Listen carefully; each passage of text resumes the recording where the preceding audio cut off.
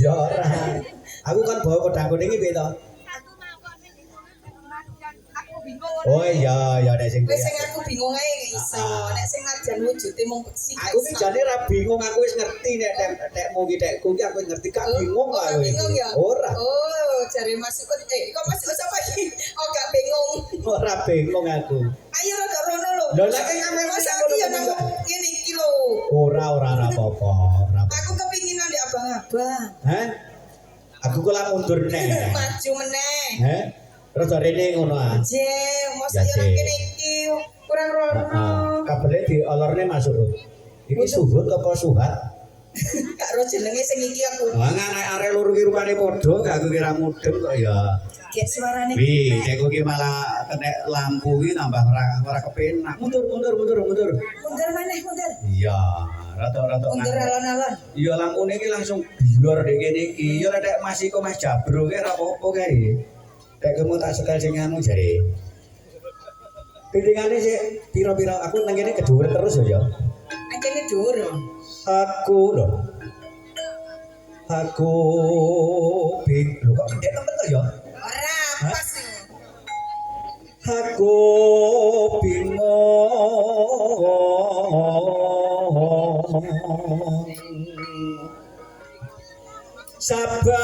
saban dina mikir masa aku yang mikir manuk Aja. mikir manuk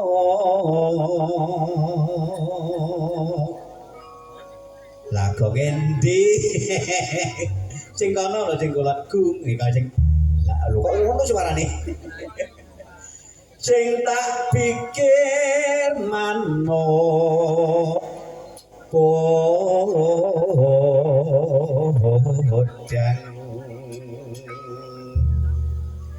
agawe geting ati ngono ta ya Je, lah wis suwe tenan aku kok lali. iya tak seranane sun pikatku luting bando wis ya tak tinggal ya Tinggal Andi. ya sampe jare kono Bukan celak ya Pak Min ya? aku ngono kan mek gur nyilih bawa Awan ning omah wis ora krasa keluyuran hanggoleki sing tak sayang napa-napa mitarakanku galeki ora krasa esuk awan nganti bengi teman-teman yen pilih kang nyayang gledang tak sawang menclok ning ngepeng tekan saka pandawa sarwi koteh dheweke oleh bencong tak suruh kuning agawe pikirku ngombe seret tirang tak sawang tambah manis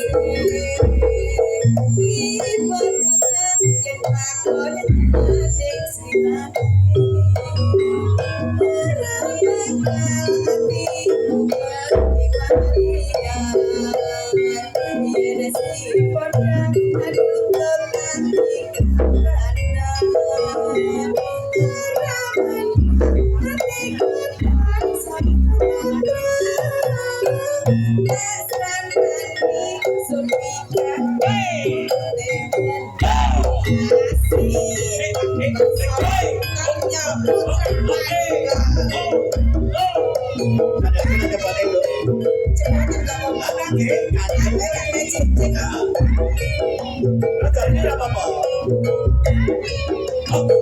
Oke.